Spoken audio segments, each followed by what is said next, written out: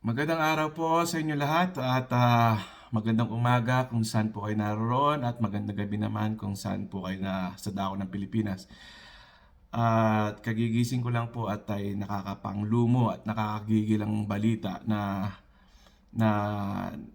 nakita ko at napanood ko dahil dito sa isang hindi ko alam kung sasabihin natin pugante o ano si Princess Farm na si Alice Go nakalabas na daw siya ng Pilipinas. So yun sa tagal ng hearing, sa tagal ng mga ginagawang mga ano sa kanya, invitation sa Senate ay hindi siya nakaka-attend. Ngayon pala ay natakasan na pala tayo. So, isang Chinese na ewan ko, isa pa ring pugante sa akin, para sa akin, isa pugante itong si Alice Go na pinaghahanap ng batas. So, ang dami niyang mga kaso dun sa related sa Pogo, related sa mga pagsisinungaling niya sa mga dokumento niya. So, eto, pakinggan natin. Even si Tita Mel ay parang inis na inis sa kanyang balita. Ito po, pakinggan natin. Gabi po, Luzon, Visayas at Mindanao. Hulyo pa, nakalabas ng Pilipinas si Alice Go, ang sinibak na mayor na nasasangkot din sa mga iligal na aktibidad sa Pogo sa Bambantan Rock. Base yan sa mga dokumentong ipresenta ni Senadora Riza Ontiveros. Doon ay naka-reunion umano ni Go ang kanyang mga magulang at kapatid, pati isang negosyanteng sangkot naman sa Pogo sa Porac, Pampanga. At Grabe isang reunion pa lang ginawa ng mga Guo family na to. So nakakainis. So kung pagtagpi-tagpian niyo po yung mga nangyayari dun sa mga data na mga pinapakita dun sa mga House hearing at Senate hearing ay yung mga kapatid niya at mga pamilya ay connected talaga sa Pogo. So, ang nangyayari dito, talagang sila-sila talaga at talagang makikita natin talaga ang pagsisinungaling talaga ni Alice Go dito. Ako po personally, hindi po talaga ayaw ko talaga kay Risa Hontiveros since noon pa, talagang ano pa talaga yan. Kaso at this time, yung isiniwalat niya yung pangyayari sa Pogo ay talagang na ano ako sa kanya, parang ito isang magandang adhikain ni Risa Hontiveros na talagang sinundan ko talaga siya. Tuloy po natin. Toximab Gonzalez. Kung saan-saan pa pinuntahan para hulihin at silbihan ng arrest order, pero isang buwan na palang nakalabas ng Pilipinas si Alice Leal Go. Base sa dokumentong ipinakita ng chairperson ng Senate Committee on Women and Children, bumiyahe si Go noong umaga ng July 18, 2024 at dumating sa Kuala Lumpur, Malaysia pasado tanghali. Match na match po ito sa kanyang Philippine passport na ipa-flash ko ngayon. Maraming salamat sa NBI sa impormasyong ito. Patuloy ang pag-track nila kay Alice Go. Mula Malaysia, tumuloy umano sa Singapore si Go. Sa aking palagay, meron sinasabi dito about the chartered plane talaga. Pero, meron akong narinig dati, merong ano yan merong connection talaga na makakarating ka sa Malaysia by ferry or by boat, gano'n, yung mga bangka nila doon kasi lapit lang na Malaysia sa atin. So, nakakatawid yung mga ibang Pilipino through sa Malaysia. So, sa palagay ko, ganun yung nangyari. Ewan ko kasi meron siyang mga flight na pinapakita si Miss Rizal Ontiveros dito. At ayun, at sa palagay ko yun yung mga opisyales, may mga matataas na opisyales at tumulong sa kanya. Tuloy po natin. Nakipagkita sa pamilya niya ayon sa source ng komite. Nagtagpo-tagpo sila ng kanyang magulang na sina Lin Wenyi at Guo Jianzhong. The couple flew in from China on July 28, 2024. Mistulang reunion sila doon, kasama sina Wesley Guo at Cassandra Ong. Ayun, si Cassandra Ong. Cassandra Ong po yan. Isa sa mga na ano rin na nailalagay sa pangalan ng involved sa Pogo. So nakakahiya talaga mga sir, ma'am, yung yung nangyayari kung sila talaga niyan, kung nagsama-sama sila, parang pinagtatawanan na nga tayo. Pinagtatawanan na nga tayo, yung batas ng Pilipinas ay napakaluwag. Kumbaga, ang nangyayari sa kanila, talagang yung Pilipinas talagang napili nila kasi madaling takasan ng ating ang ating mga law enforcement tsaka yung mga opisyalis sa ating mga batas. Doon may mga batas na nga yan na alam natin, nandyan ang batas, pero walang ngipin ng batas. Ngayon, hindi na kailangan pa tayo magpanukala pa ng mga ibang mga batas dyan.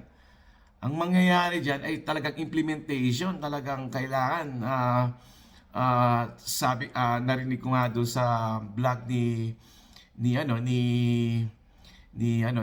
Direk Valera na kapag na-involved na siya sa hearing sa House or sa Senate, and then involved na siya at inaakusa na siya.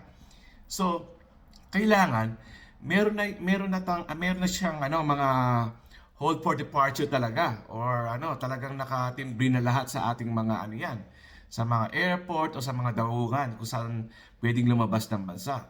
So yun, actually yun yung kailangan natin eh. May batas yan eh. Actually may batas na tayo kaso wala talagang ngipin. Tuloy po natin.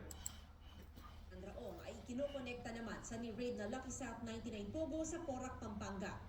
Giit ni Ontiveros, hindi makakalabas ng Pilipinas si Go kung walang tumulong mula sa gobyerno, lalo't may lookout bulletin order laban sa kanya.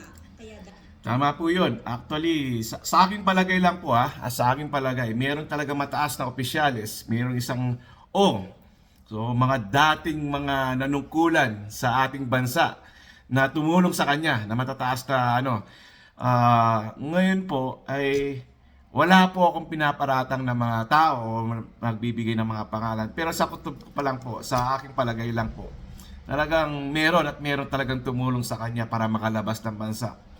At sa aking palagay siguro malalaman yan actually. Hindi mo maitatago talaga. Kapag gumawa ka ng hindi maganda talaga, diyan lalabas din ang katotohanan. Tuloy po natin. itimbre ng immigration ang mga tangkanyang mag-abroad. Paano kung ang law enforcement mismo ang kailangan imbestigahan? What if they drop the ball? Paano kung sila ang dapat managot?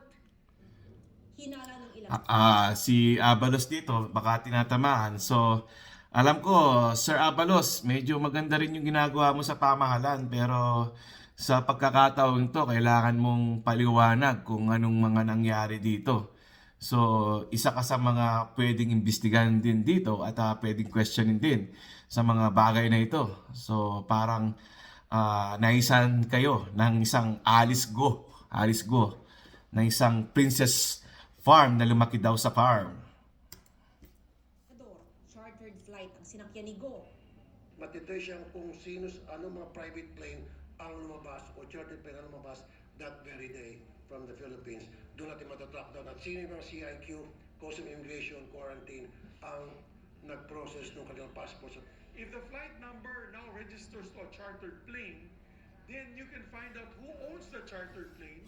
And dahil nga masyadong popular ito si Mayor Go, kilalang-kilala siya. Siguradong kilala ng piloto kung sinong pasahero nila. Imposibleng hindi makikilala. CAAP can fine or actually dismiss pilots in the failure to name the members in the manifest.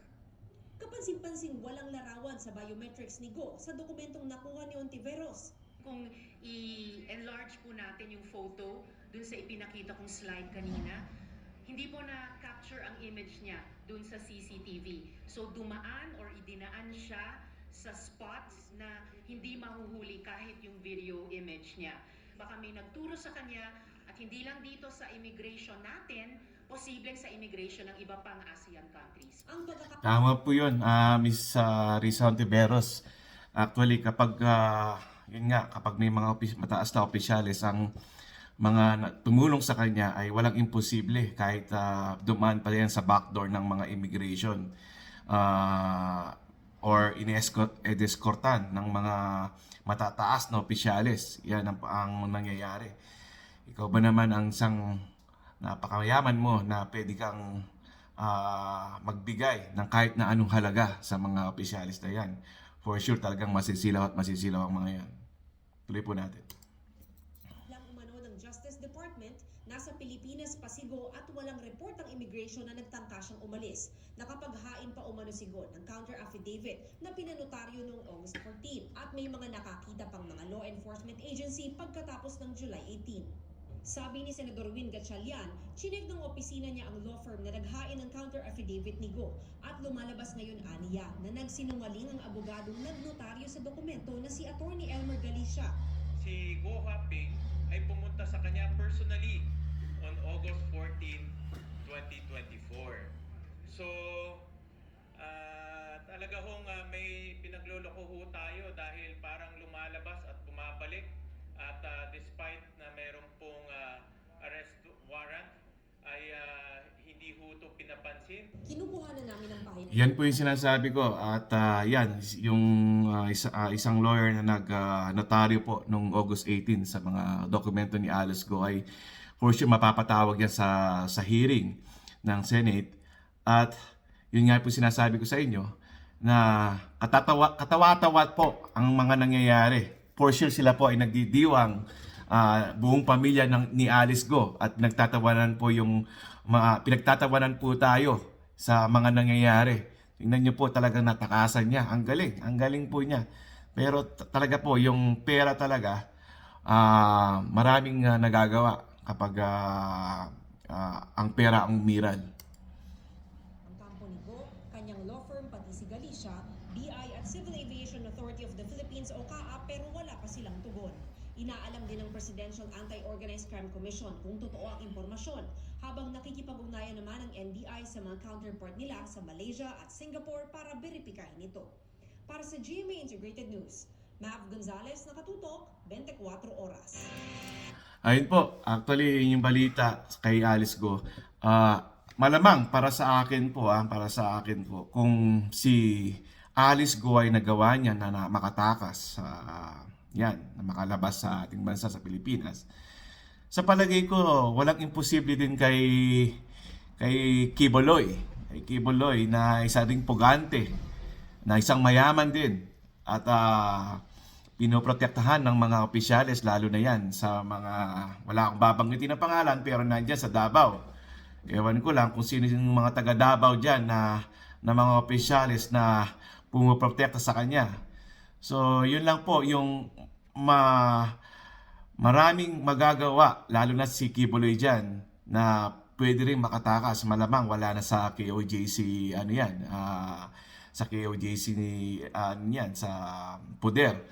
So ngayon po si Alice Go ay nagawa niya, malamang si Quiboloy magagawa din niya. So yun lang po at nakakainis man yung balita. Sana magkaroon ng development po tong kaso na to at makipag-coordinate po sana yung mga bansa na pupuntahan niya. Sana hindi lang makauwi ng China. Kung sa Singapore lang, kung namamalagi sa Singapore o Indonesia lang or Malaysia yan, kung kakayanin natin makipag-coordinate dyan at mahuli siya. So sana po at mahuli siya at may balik sa Pilipinas para harapin lahat ng mga kanyang hinaharap na mga kaso. So yun lamang po at hanggang sa muli po sa muling video at abangan niyo po ang laging mga balita.